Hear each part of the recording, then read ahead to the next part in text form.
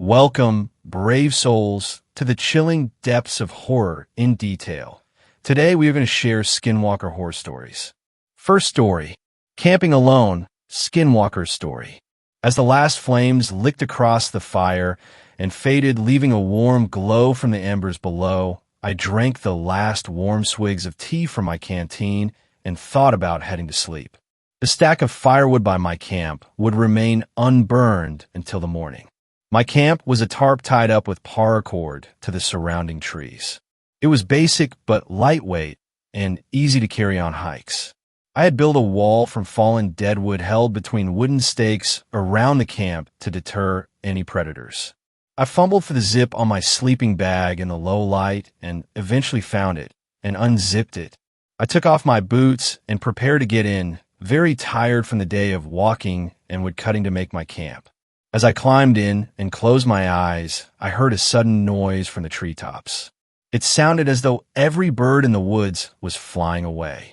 A great flapping of wings and the odd squawk of warning prompted me to open my eyes. The embers from the fire were dull now, meaning that I couldn't see any of my surroundings. I have spent a lot of time in the woods and know that it would take a large predator to spook roosting birds enough to fly away en masse. I lay still and tried to listen, but I could hear nothing but the fading flaps of the birds' wings. They weren't nesting again, they were leaving the area. I heard the last of these noises and then nothing. The woods were silent, eerily silent.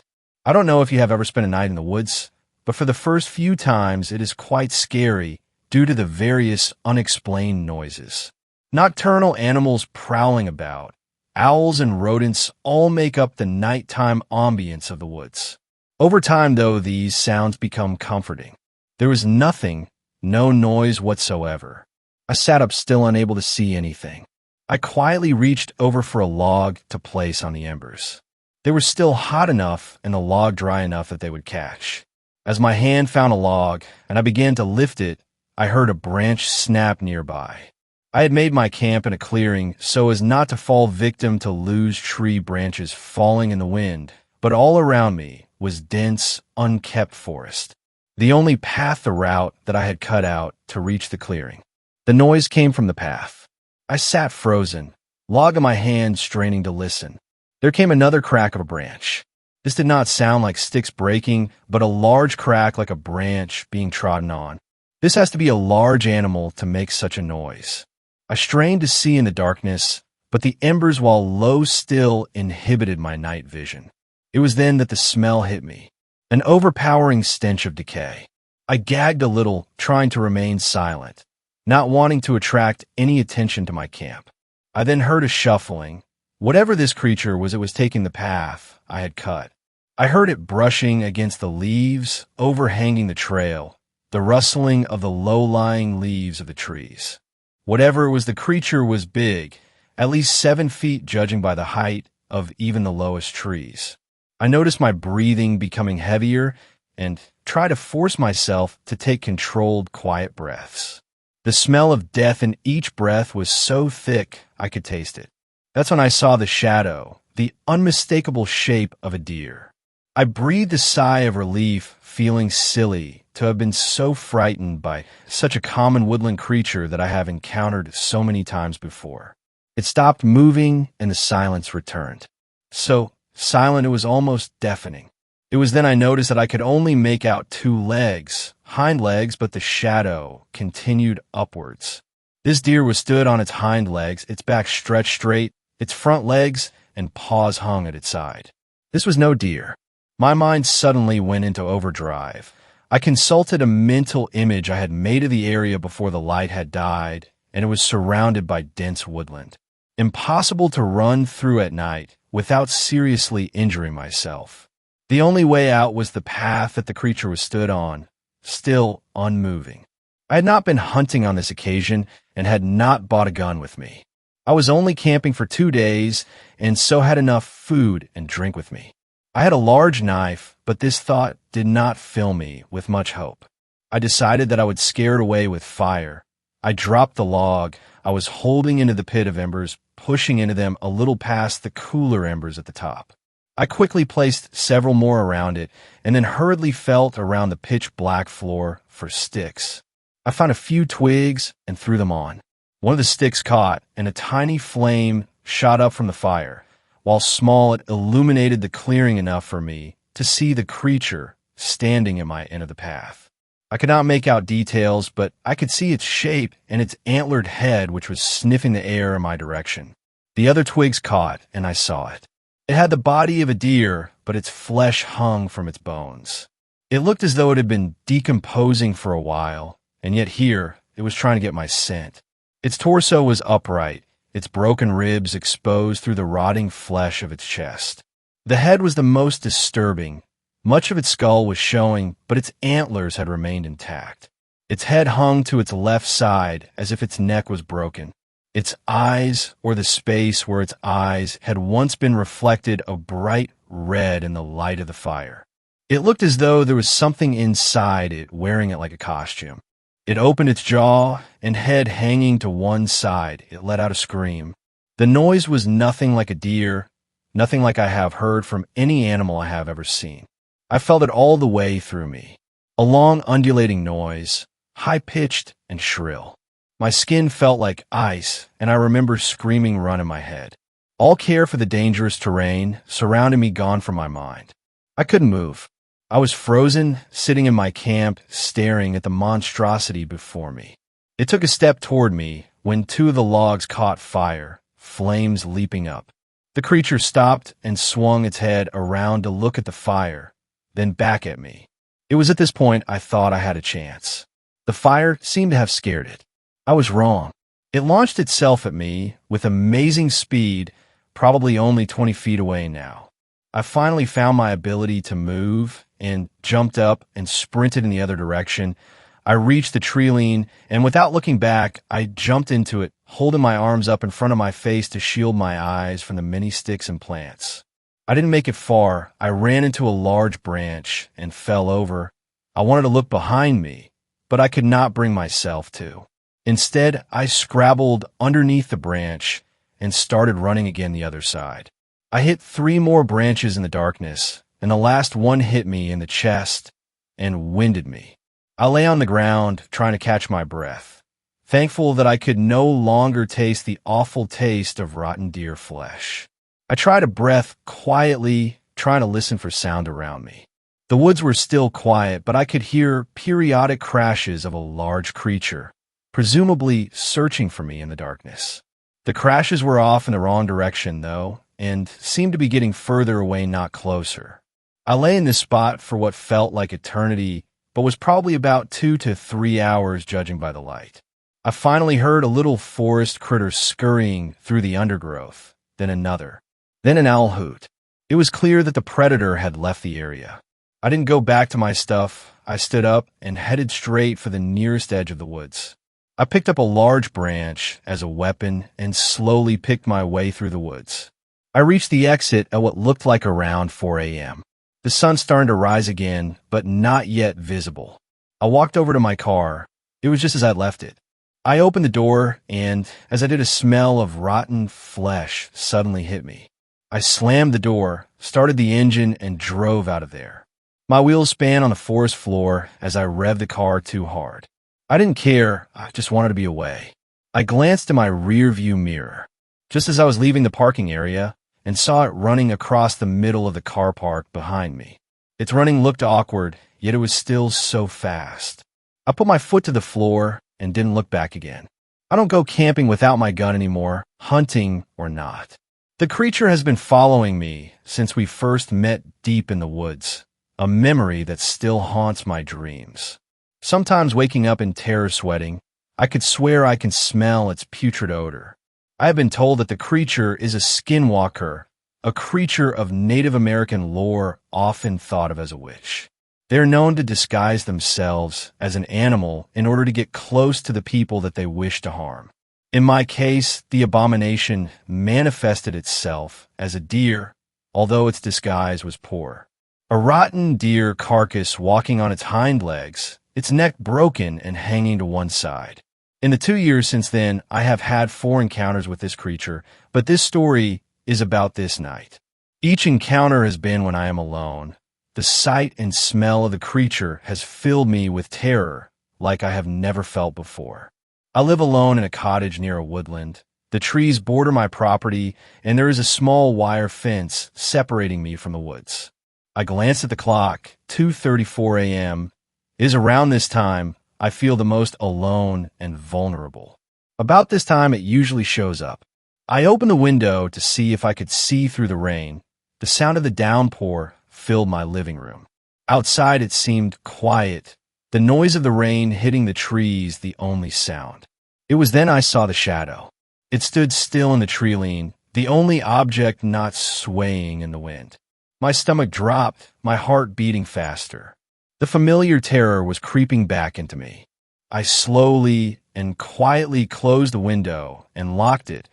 I then circled my house, checking that all of the doors and windows were locked up tight. I loaded my pistol and took off the safety. I have read that guns cannot hurt a skinwalker, and I have never been able to get a shot off at it before, but it made me feel somewhat safer anyway. I turned off the lights and looked back through the window. The shadow was gone. I looked around frantically for any signs of movement within the trees. It was then that a loud, slow, rhythmic banging on the back door started. The knocks were heavy, rattling the door on its hinges. I let out a small yelp, unable to keep it in. I ducked down below the windows and crawled on all fours to the back door. The banging seemed louder. Each knock jarred my mind a little further. I took aim at the door and pulled back the hammer. A pain spread through my chest, and I realized that I had been holding my breath. I took in a large breath and choked on the putrid smell of rotten deer flesh. An all too familiar smell now. I gagged, and as I did, so the banging stopped. The cottage seemed deathly quiet. The rain had stopped abruptly, further emphasizing the silence. There was a loud noise outside the kitchen window. I turned to look and carefully stood up and peeked out of the window. A couple of smashed roof tiles lay on the ground. It was on the roof. The fear was too much. I expected it to get easier each time, but in actuality, each encounter the terror got worse and worse. I started sobbing quietly. I thought about this thing following me for the rest of my life. The thought was unbearable. I heard a window pane break upstairs. It was inside. I heard its heavy footsteps through the ceiling. It was searching through the rooms upstairs. It wouldn't be long now before it found me curled up on the kitchen floor, sobbing to myself. I looked at the loaded gun. The stairs creaked. It was heading downstairs. The handle of the door leading from the stairs turned. I raised my pistol. The door flew open, and there it stood, its smell enveloping me. It was wearing the same deer. For 2 years, the same animal in the same state of decay. Walking on its hind legs, its front legs hanging at its side, its head hanging to its left side. The sockets where its eyes were glowed red. The first time I believed it to be a reflection from my campfire, but every time its eyes had the same dull, red glow. I meant to fire 5 of my 6 shots at the creature, saving the last for myself, but in fright I squeezed the trigger once too many. 4 of the shots hit their target. The others were wide, hitting the wall and the door. The sound of the shots were deafening in the small room. The smell of cordite faint behind the smell of the creature. It didn't even flinch. The bullets hit their mark. I could see the flesh wounds, heard the dull sound of the bullets impacting flesh. It looked at me for a moment and let out its familiar scream, high-pitched and undulating at the same time. My blood felt like ice. I made a desperate sprint for the garage door. I flung it open and stepped into the dark garage, slamming the door behind me. I leaned with my back against the door as the creature struck it. The force was so great, I fell to the floor. I leapt back up and tuned the key in the lock. It began hammering the door with such force, I was sure that the door would break from its hinges. I looked around, my eyes darting from object to object. I saw a gas can and a blowtorch. I decided to burn it, try to end this once and for all. I pressed the button on my remote to open the garage door, flung open the car door, and inserted the key into the ignition and turned it. The car sprang to life. I reached for the gas can and fumbled with the screw top, my arms shaking and my fingers not obeying my commands. I poured a pool of gasoline by the door. I picked up the blowtorch and clicked the button. The blue flame seemed so bright in the darkness. I tossed it into the pool of petrol, and it ignited just as the door was forced from its hinges. I leapt into the car and, without even shutting the door, put it in drive and slammed my foot to the floor. In my mirror, I saw the creature stood in the doorway. The remaining fur on its rotten body was alight. It seemed not to be concerned about the flames leaping up its body. I hoped with all my heart that it would burn to death in my house. As I drove down the drive, I kept glancing in the mirror, watching as my house and all of my belongings went up in flames. I lost sight of the creature, but my whole being was praying that it was dead and I wouldn't have to live like this anymore. Later that morning, I stood on the steps of my house, the flames extinguished. I explained what had happened to the fire service, but they looked at me with disbelief. As a courtesy, they checked for animal prints around the house, but found no signs that the creature had been there at all. The insurance company would not pay out as it was concluded that I started the fire. I am now staying in a hotel far into the city and away from Woodlands. I still do not know if it perished in that fire, although no body was found. I still cannot rest. I still check the windows. I'm not sure how much longer I can live like this, how long I can carry on living in fear. No one will believe my story, and I have been forced to attend counseling due to me burning down my own house. I'll try to write up my other encounters soon, but it takes a lot out of me to put this on paper. Although each time it is read, I do feel slightly better. Even if it is not believed, at least I don't just have to keep it to myself. Second story, my friend SKINWALKER's story. Back in college, a buddy and I were hanging out in our dorm room, smoking some weed and chilling. We get on the topic of creepypastas and stuff, and I mentioned that I've heard some really creepy SKINWALKER stories. My buddy gets really quiet out of nowhere. I saw one once, up close and personal. That shit is real, bro. Of course, I asked him to tell me more. He said he didn't like talking about it, but eventually he opened up. So his story took place back in the summer before he left for college. Him and his high school friend group had planned a big last hurrah camping trip. He was from Scottsdale, Arizona, and I think he said they only drove a good hour and a half outside the city to one of their friends' parents' ranching properties. There's about 8 people in their group, and everyone shows up around the same time in 3 separate cars. Around when they show up, it's already starting to get dark, so they set up their tents and a campfire and start drinking and smoking. This one dude in their group, let's call him Tim, is being a little more quiet than usual. My buddy asks him what's wrong, and he says something like, "I don't feel good, just a little under the weather today." Regardless, they start making brats and are all having a good time. Then out of nowhere, everyone notices Tim is gone, just totally vanished. Nobody even saw him leave, even though everyone was relatively close to the fire. The group starts calling his name, thinking he's pranking everyone. Then they start to get worried once Tim has been gone for over an hour. So my friend and a couple others go out into the hills to search for him. They walk around for a good 15 minutes, calling his name before they finally get a response. It's not Tim. Instead, they hear the familiar howl of a coyote, and it's answered by a couple other coyotes. My buddy says he was a little worried at this point that Tim might have gotten dragged off by the wild animals. Everyone in their group was paranoid because there's no way Tim could have gone missing without anyone noticing. Just no way. They hear another howl, suddenly.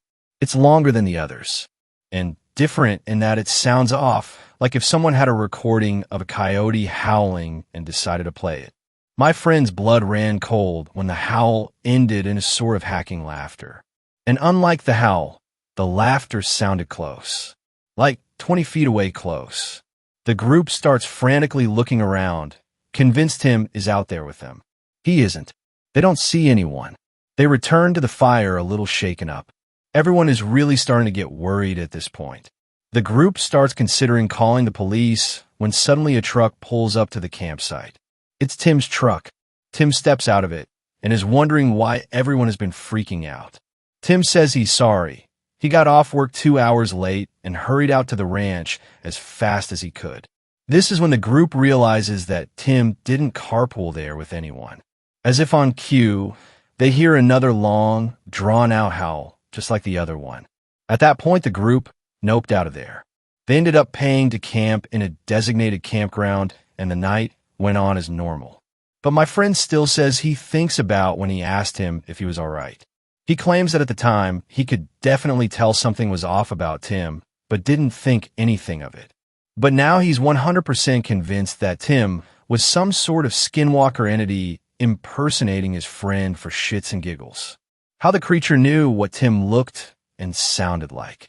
Well, he has no explanation for that. Maybe he just got inside their heads. Third story, my skinwalker experience. My day started off pretty normal. At 6:30, my alarm woke me up, and I proceeded with my normal routine, such as I showered, brushed my teeth, and threw my hiking gear on. I'm a pretty avid hiker, wouldn't say very experienced, but I know what I'm doing, so I go every weekend when I can. Around 7:30, that was when I was ready to drive to my chosen hiking route, Basalt Mountain, Colorado. This was about a 3-hour drive from where I live, so I was pretty exhausted by the time I got there after being up so early. The hike started off great. The sun was beaming down on me, and I could hear all the birds singing and all the critters running around in the forests. Along my route that I chose, there was gorgeous views and amazing scenery, so I stopped whenever I could have taken the views and just live in the moment. A few times I stopped to make myself a coffee and to take some stunning photos for my friends back home in the UK. However, by the time I got to the top, I realized it was getting dark. This is when I noticed I was walking back in the dark. This is where it started to get creepy. On my way back down, I had a sharp feeling on the back of my head, like someone was watching me. I chose to ignore it and carried on walking. The thing is, though, the more I walked and the darker it got, the feeling kept getting more intense. In an act to distract myself, I whistled the tune to my favorite song. This is when I could hear someone walk behind me in the distance, but not too far to not hear them. Too far to see them, though. I kept glancing behind me and kept seeing nothing, looked to my left and right, and still nothing. As I kept on walking, I could still hear it following me, and that sharp feeling of being watched was getting unbearable. About 40 minutes has passed since setting off back down, and I didn't notice whatever was following has been slowly getting closer. I realized this when I looked behind me, about the 100th time, and this time I saw a deer. This wasn't a normal deer either. This deer looked like if it was dead, but somehow still alive. It had red, glowing eyes locked right onto me, its skin all patchy, and some of it hanging off too. Bones were sticking out off its limbs and chest, blood also dripping from its mouth. It just wasn't natural.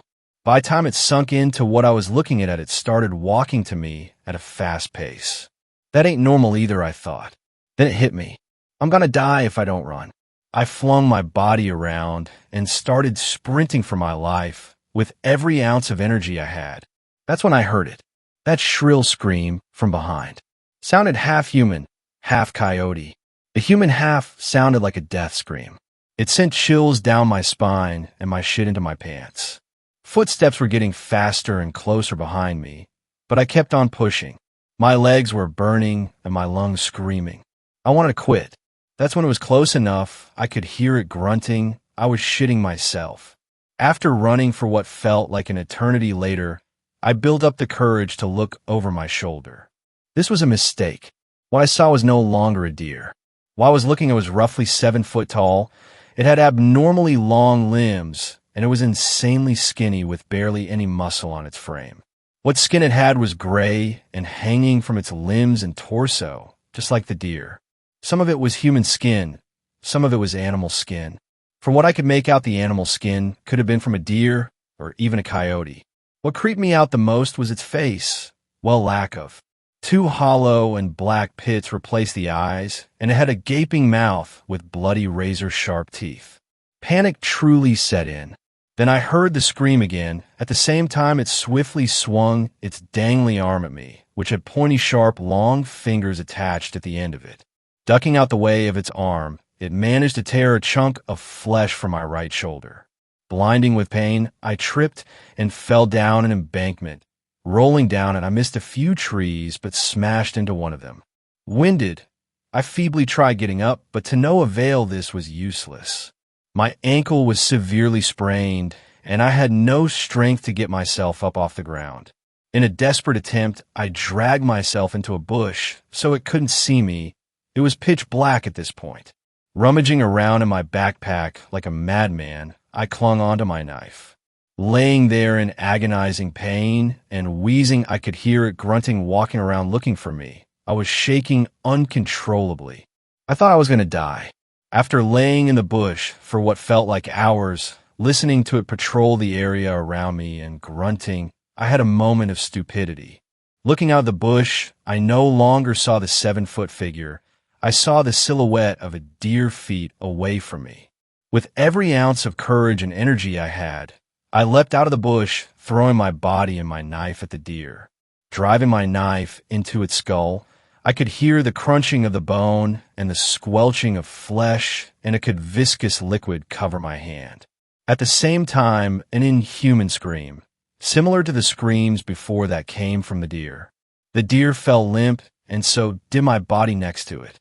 Hoping I killed it, and it's not going to kill me, I passed out from exhaustion. Waking up hours later with the sun beaming down on my face with its warm rays, I realized I was still alive. However, the deer must be as well.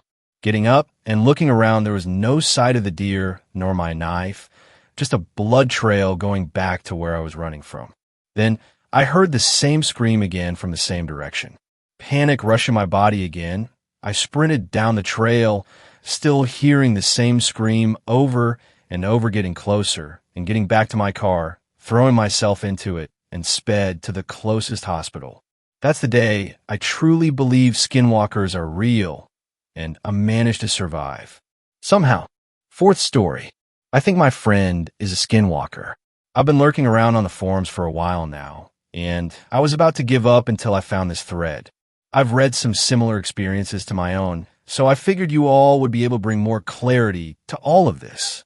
This all happened back during this past summer in the state of Kentucky.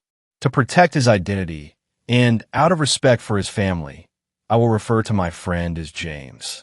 I was spending time together with James, celebrating his completion of finals and my recent promotion, drinking to our heart's content, and we had the thirst of a Norse warrior at a midsummer festival. Starting with a nice bottle of Japanese whiskey that lasted all but 30 minutes, we moved on to something a little classier, Jim Beam. We sipped until day became night, and everything got fuzzy around the edges. James took a long pull off the bottle before he turned to me and asked if I want to go for a night walk to our favorite stargazing spot. I obliged by taking the final swig. This was just one of the things James and I would do every weekend, and surprisingly our parents were okay with it.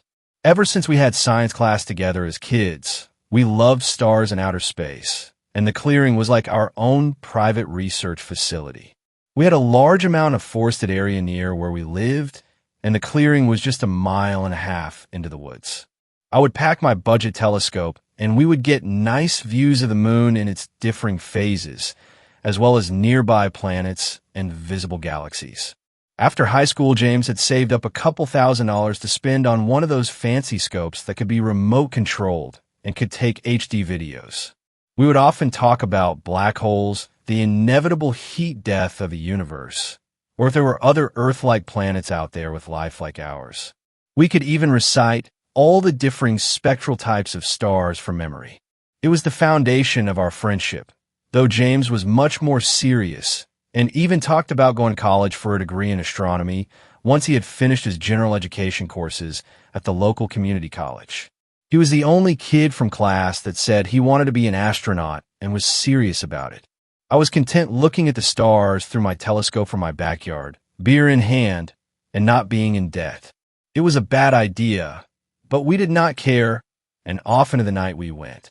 Along the way, there was this drainage ditch we would pass by.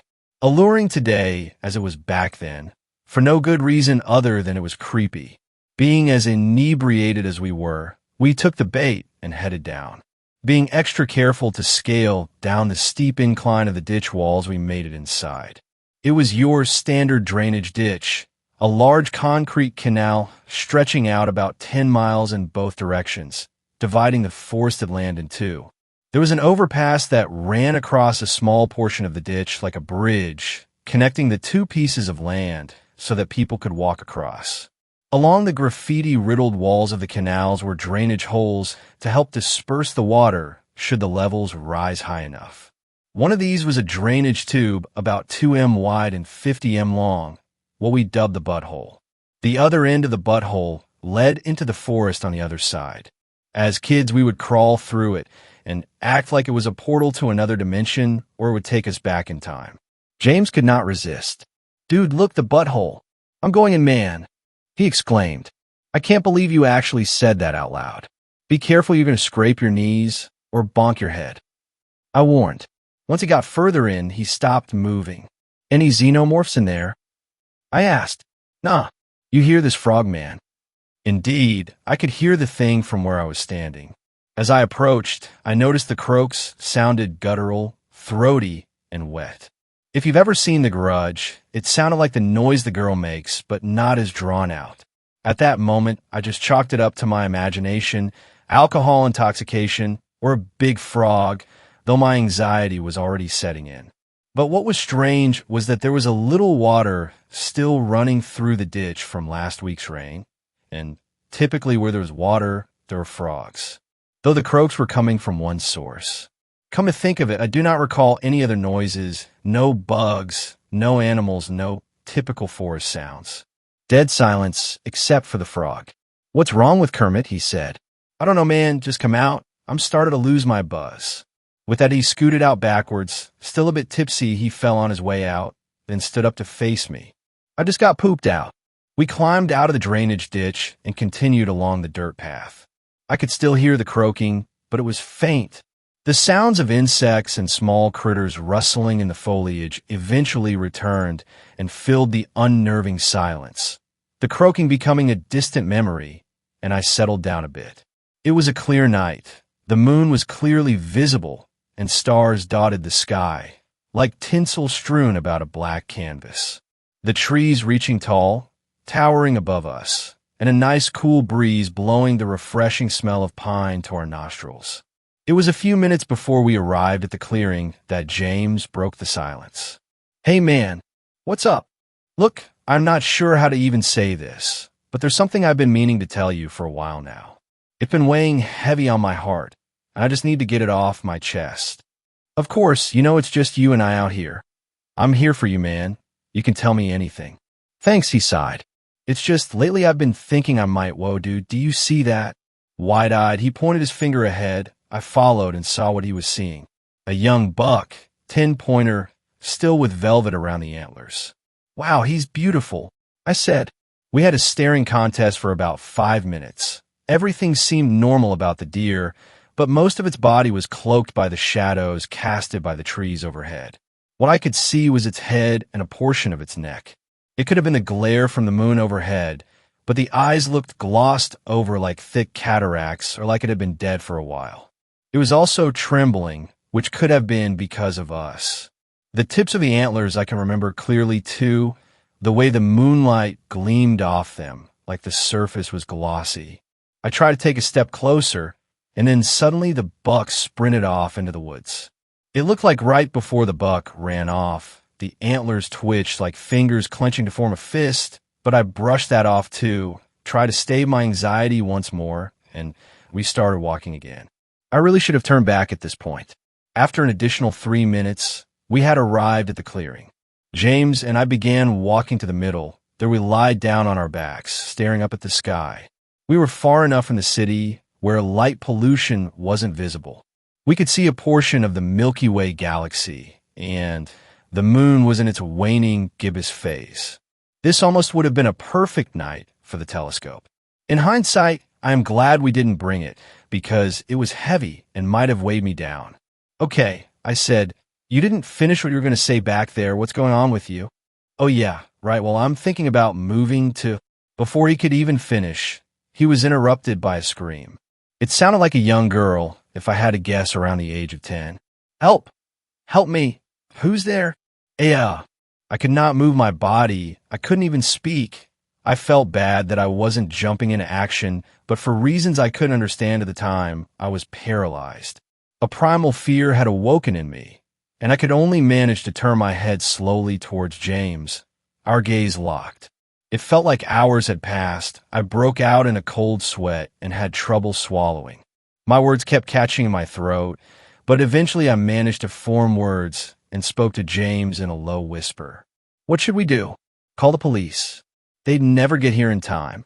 And how do we explain where we are?" "Yes, officer. We're in some woods. There's dirt and rocks." "She sounds hurt. We might need to help her ourselves," he reasoned. James was the first to get up. Once he did, he extended his hand out to me and hoisted me up. The direction of the scream had come from our right, a little way past the tree line. We waited a while longer to see if the girl would call out again. "I think we should head over there, call out to her. She might be lost or hurt, man," James said. "I don't know. Something doesn't feel right. Don't you feel weird about this?" I questioned. "It's probably the booze, man. Regardless of how this feels, we need to go over there." We took a few careful steps towards the tree line. Before we got within 3 feet of the first tree, we heard a noise that has scarred me indefinitely for the rest of my life. For context, when I was younger, me and my friends would love to jump off the swing set at its peak because it gave us the sensation of flying. One time I managed to get some good height before I let go, but I botched the landing and all my weight landed on my right shoulder. It had become dislocated and I had to go to the hospital to have and popped back into its place.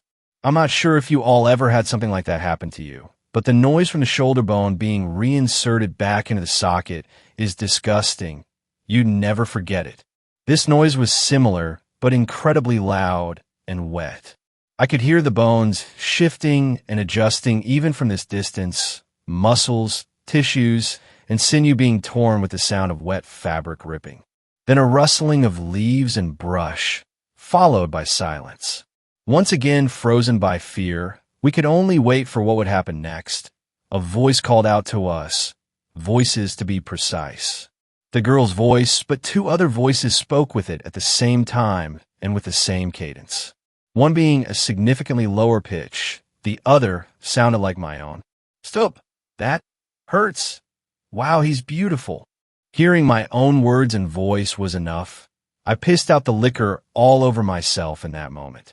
I don't know much about trauma and how the human brain reacts, but what happened next comes back to me only in fragments. Thinking about it too hard always results in a panic attack. I remember multiple gaunt limbs, a misshapen head with horns, matted and patchy blonde hair, tall and lanky body with saga leathery skin, pustules all over. I remember it running towards us on all 4s, body turned sideways. Then came the gunshots running through the woods. I remember hearing a deer bleat mixed with the sound of a death rattle of a dying old man. And the rest is a blur, but I remember waking up in my own bed. I haven't seen James since that night. Anytime I would reach out to him, there's no reply, and his phone goes straight to voicemail. I want to know if that was real or if we were just drunk and imagining things. I'm thankful he was carrying his firearm that night because I'm not sure if we would have made it back, but I don't understand why he won't talk to me. I just feel crazy. What was that thing? Has anyone else encountered something similar in the area? I've heard of things called skinwalkers from the forums on here. Could that be what that was? It was capable of mimicry, albeit not particularly good. I received a text message from James today, and it was one of the reasons I decided to share. It simply read, "You left me. 5th story. Skinwalker encounter at my grandparents' cabin. My grandparents own a cabin in a small town in Pennsylvania, south of Scranton. My family typically visits every summer for a few weeks, a tradition we've followed since I was a child. A few years ago, however, we decided to go in the winter because my family wanted to ski. Strange occurrences started almost as soon as we arrived. The house, built in the 1920s, is made of old brick and wood, with large, almost church-like doors and a distinctly medieval style that adds to its eerie atmosphere. On our first night, nothing seemed overtly strange at first, though I've always had a sense that something was watching me whenever I stayed there. Around 3:10 a.m., I woke up to use the bathroom. Unusual for me, since I typically sleep through the night without interruption. There were 8 of us in the house: my parents, grandparents, aunt, uncle, and 2 male cousins. I headed to one of the 3 main bathrooms, 4 in total if you include the master, and was surprised to hear someone inside. I'm one of the few people who normally uses that particular bathroom alone, so I decided to wait rather than disturb them, especially since one of my cousins gets upset if you knock while he's in there. The movements I heard were disturbing. It sounded like someone was dragging their feet, which made me worry that my cousin might be sick. I called out, "Drew, are you okay? It's been a while, and I want to go back to bed." Moments later, Drew emerged from his bedroom instead, irritated by the noise I was making. He said he was trying to sleep and slammed his door shut. Before I could react, he was gone, and it suddenly registered that the bathroom door hadn't even been locked. At that point, the sounds had stopped, and it didn't seem like anyone was in there anymore. I'm not prone to sleepwalking or other sleep disorders, so I try to reassure myself it was just my imagination. Even so, I cautiously opened the bathroom door. Nothing looked amiss, until I noticed that the window was open. We were on the 2nd floor, making it highly unlikely anyone could have climbed up there, which made the situation even more unsettling. The next day passed without incident, which made the previous night's events feel like a product of my imagination. But that evening, I had to let out my dog, an elderly animal who rarely barks or moves quickly. To my surprise, she bolted toward the edge of the woods and disappeared among the trees. I followed her barking, but was too frightened to go beyond the tree line. When she finally returned, she seemed wrong. Her back legs moved as though she were a person pretending to be a dog, and her eyes looked unnervingly human instead of their usual dark, almond shape. Terrified, I ran back inside without her. However, once I was indoors, I found her already there, panting by the door, which meant she must have slipped in while I was searching for her in the woods. By this point, I was thoroughly alarmed about what might be lurking outside. I had never heard of skinwalkers or anything similar, so I had no frame of reference for what was happening. The final night brought the most unsettling event. We had gone skiing during the day and turned in early, around 9 or 10 p.m. Though I'm usually a night owl, I woke around midnight to hear my cousin Drew yelling outside. In a fog, I rushed to open the door, without realizing it was still locked from the inside. Stepping outside, I could hear Drew's voice echoing from multiple directions at once. I spotted him near the cars, shouting. When I called to him, he looked at me with wide eyes, then darted into the woods, beckoning me to follow. It felt like a terrible idea, so I woke his parents instead. It turned out Drew was asleep in his room the entire time. Years later, I learned about skinwalkers from a Native American friend I met in college. I still don't know what was out there during that winter weekend, and I haven't returned to the cabin since. 6th story. There's a skinwalker lurking in the Jemez Mountains of New Mexico. I am a former resident of Albuquerque, New Mexico. I love it here. We have jaw-dropping sunsets along with our world-famous question, red or green. But there was one specific occurrence that makes me sick to my stomach that happened to have taken place only 2 hours from my humble city. It was early 2015. My father, my sister, and I all decided to go camping in the Jemez Mountains one last time before school started. We own a camper, and we use it every time we go camping. So we hit the road in the early afternoon, and we arrived at the campsite in the late afternoon. We have a great spot that is about a quarter mile off from the campgrounds. There's at least 1 or 2 people camping within a mile radius from our spot, so it's always nice and quiet. For some context, our spot is cornered by 2 semi-hills, and then there's a trail that leads to the main road. Father has told me that cattle and wildlife pass along that dense trail at night. Just another pro to camping in the Jemez. The sun started to set, so we made a campfire just behind the trail. After about 4 s'mores, me and my sister decide to hit the hay. My dad, being a firefighter, knows that you should never leave a campfire unattended, so he decides to stay out just a little bit longer before putting it out. It's around 9 p.m., and I'm falling asleep, until suddenly I heard my father scream from outside. I was then relieved when he chuckled and started to curse. He then came inside and told us what all the commotion was about. He said while he was watching the fire, he felt breathing on his neck. He almost pissed himself, he said. He thought there was a bear behind him. He then slowly looked behind him only to see a moose. He cursed and laughed because a damn moose made him scream. We all started laughing and pushed the event aside. I woke up about an hour later to the bright glow of flames. Oh shit, Father didn't put out the fire, I thought to myself. I opened the blinds only to see two bright as hell eyes peering from the trail. They looked like a dog's eyes when you shine a flashlight on them, but only 10x brighter. I let out a curse and fell back to sleep. It was too late for that shit. I woke up the next day to the smell of bacon and eggs. I was still wondering about what my father said the night before. Something just seemed really off about it. Then I realized what was so off about what my father said. It hit me like a brick. I spoke with a stuttered dad. Moose don't live in New Mexico. He looked at me with a confused look, and then his face went stone cold. Tell your sister we're leaving in an hour. Pack all of your stuff up. We left about 45 minutes later. I knew my dad is a skeptic. He believes in the everything is connected kind of spirituality. Whenever we talk about ghosts or scary stories, he always says something along the lines of someone could have easily made that up. But the way he reacted to his realization of seeing a moose in New Mexico validated that he wasn't looking for a logical explanation. He wanted to get the hell out of there to protect us. I couldn't relate this experience to other scary stories until I heard of the so-called skinwalkers. I can confirm that what my dad saw that night was a skinwalker. It checked out in every category of what they look like and how they behave. The eyes of a skinwalker are brighter than LED lights. They can take the form of coyote, deer, sheep, human, you name it. Now, of course, the logical explanation was that he saw an elk, not a moose. But when I pushed my dad to tell about what he saw, he swears to God that he saw a moose, because moose have elongated snouts that most elks lack. I needed to get this weight off of my chest. So, if anybody can relate or develop a logical explanation for what me and my father saw, I'm open to what you guys have to offer.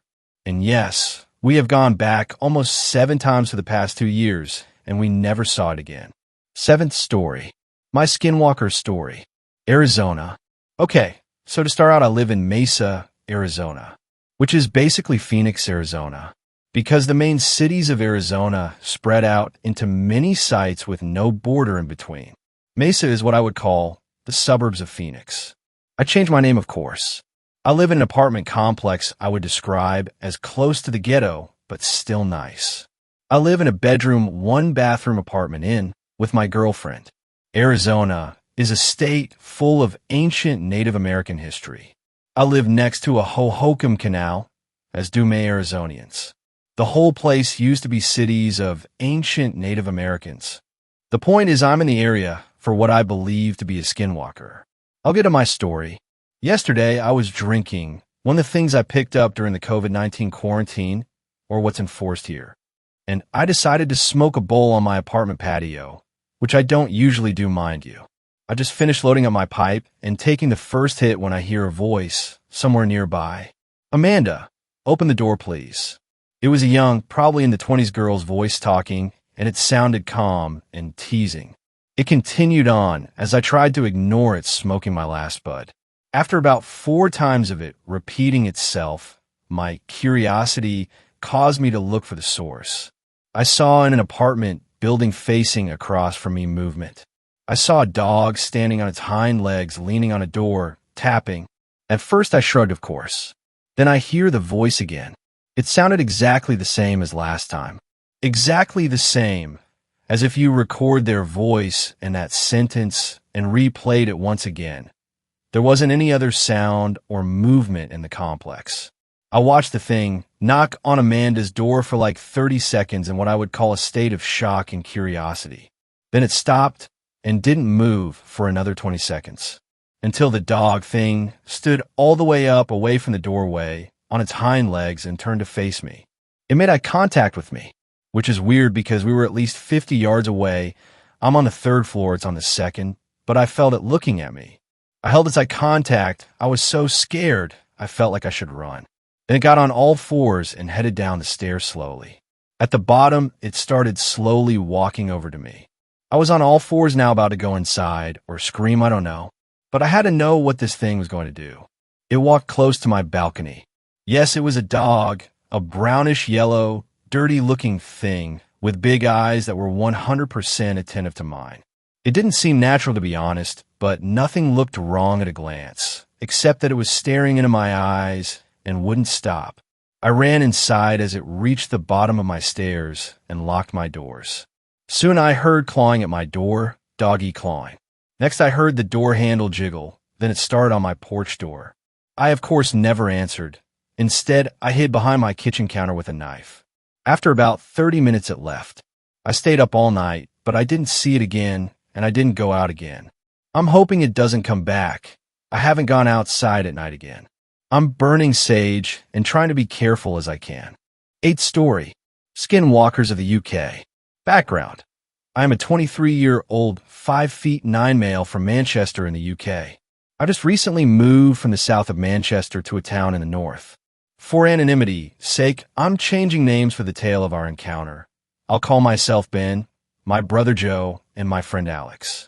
The house I live in now is an old Victorian-style terraced house with a small back garden and a large open field behind that leading off into a big nature reserve. So this happened yesterday, and I'm still coming to terms with it, though we're entirely sure what we saw. I need to put this out there. My friend and I moved in together in this new house with a field on the back, and for night one we heard noises coming from the back gardens, sensor lights lighting up for neighbors' gardens, fences rattling, bins knocking over. We chalked it up as being foxes looking for an easy meal or cats on a late-night hunt, since it was a huge wooded area leading into back gardens where people keep their bins, so we thought nothing of it. My bedroom overlooks the back garden, and I can see over the field and onto the tree line for the forest. One night the other week was a pretty hot night, so I left my bedroom windows open to let some breeze in and cool me down.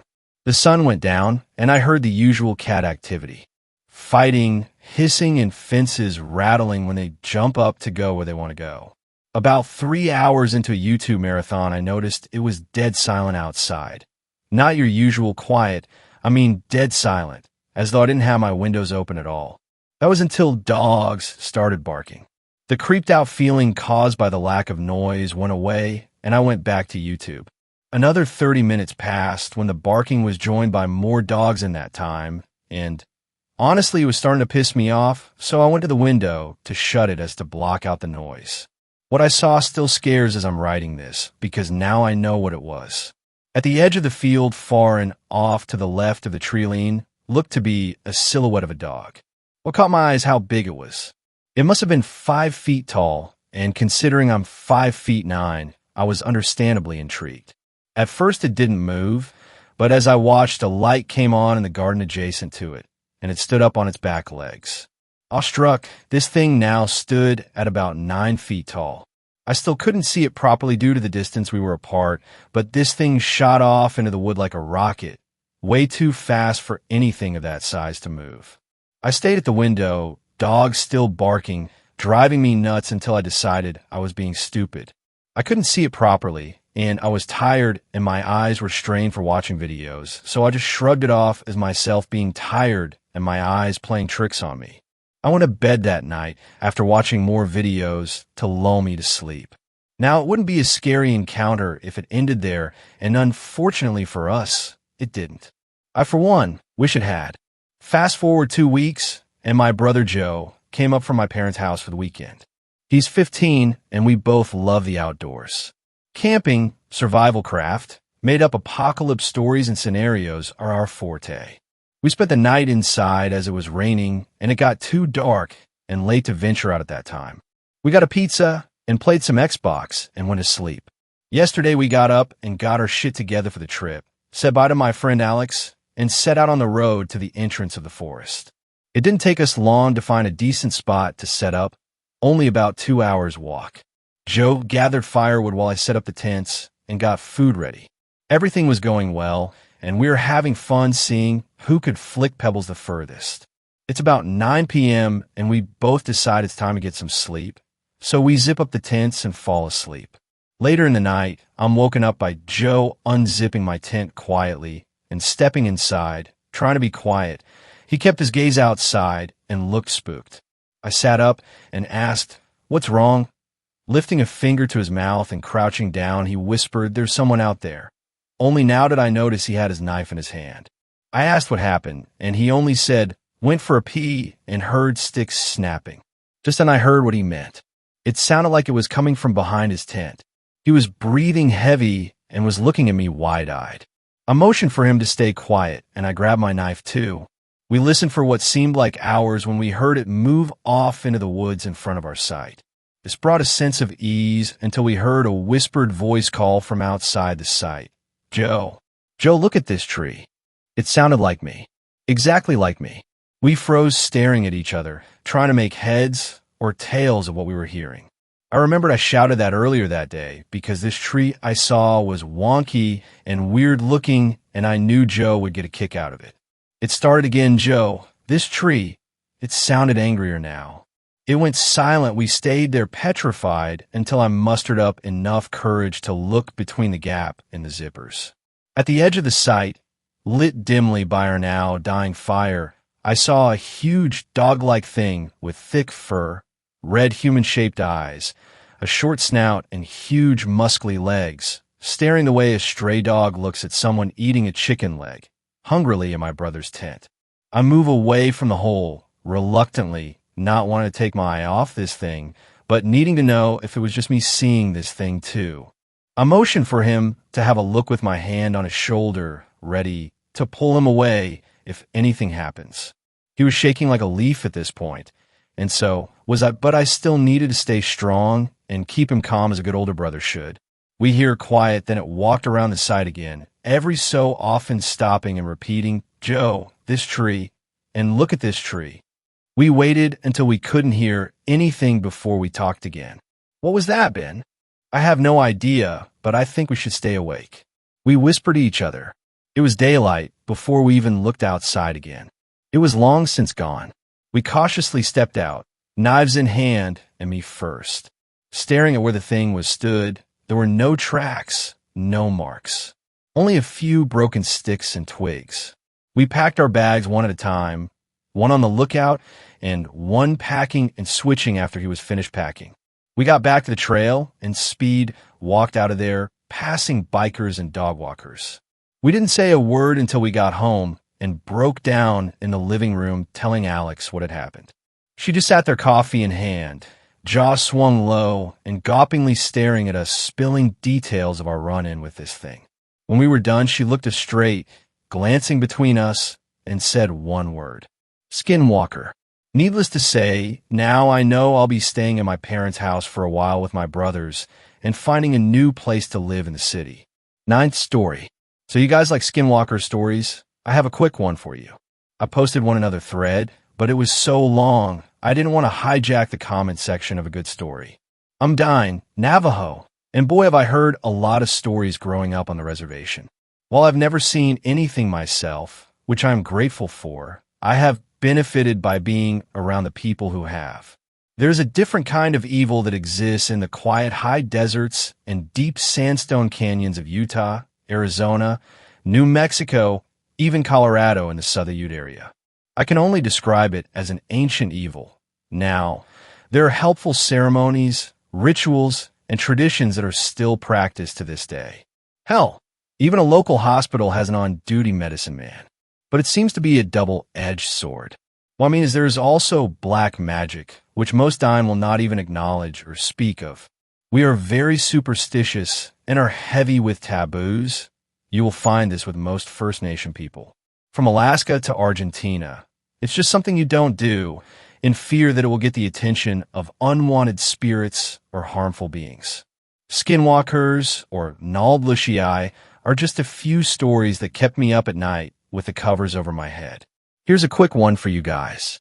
A Navajo tribal police officer was driving west on what used to be officially named Highway 666. It was lighty snowing, maybe a quarter-inch, which is a lot of snow for home, and he sees an old woman walking on the side of the road.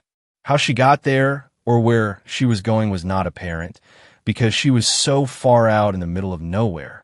He didn't see her right way, but as he passes he noticed that she is dressed in traditional clothing, a shawl, dress, moccasins, and her hair in the traditional bun. Not too odd. Many elders still choose to dress traditionally. But why was she out in such cold weather this late at night? Hitchhiking. Maybe he passed her too quickly and now has to turn around.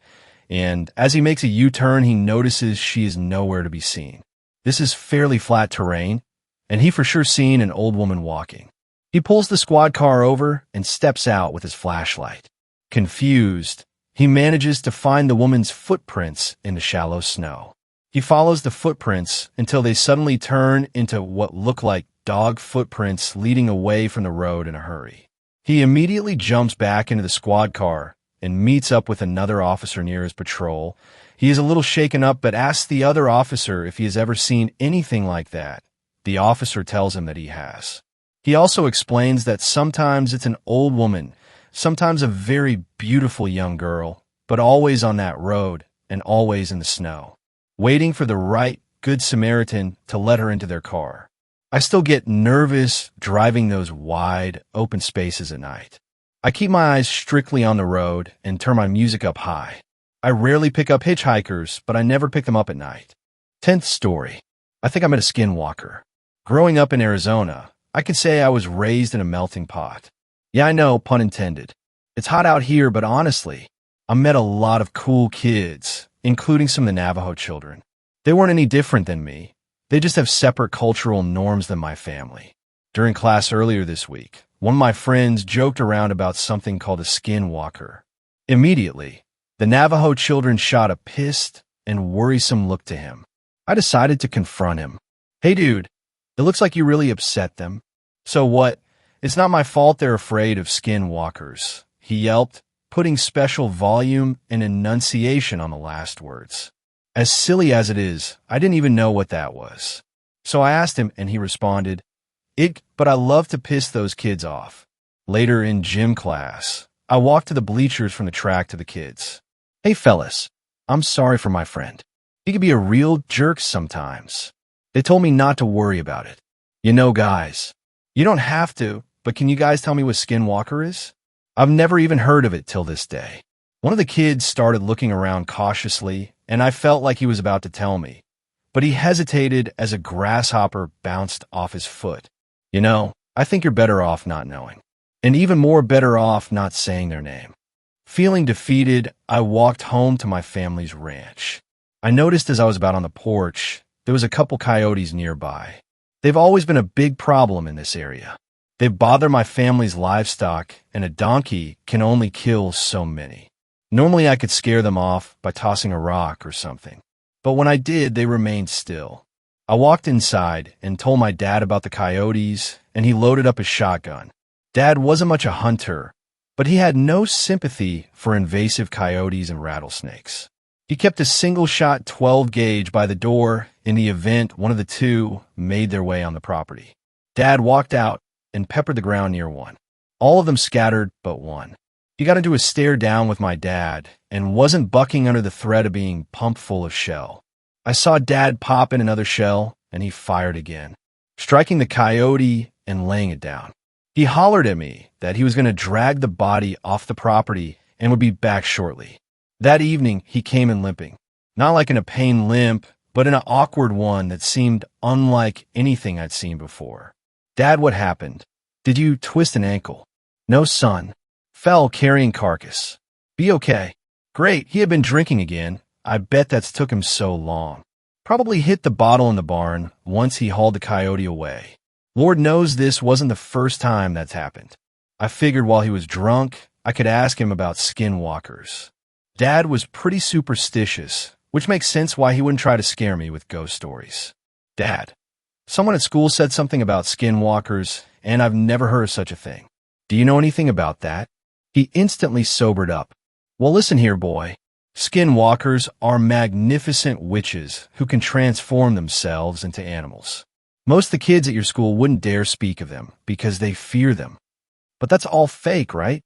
Dad chuckled. No, you never know when one is near. Could be any animal. Some of the ones could be insects, people. They are masters of disguise. He stood up and hobbled out the door. Don't stick your nose where it doesn't belong, and mind who your company is. He then walked back out the barn. Later that night, he walked in and took his boots off. Hey, Dad. I'm sorry for bringing up skinwalkers. I know you've worked hard all day and don't have time to answer questions. Son, what are you talking about? Did you fall asleep? I hauled the coyote off and loaded it on the trailer to take for a proper burial. I just pulled in. Thanks a lot for watching the video. Till the end, subscribe to Horror in Detail for more videos. Drop your suggestions in comment section.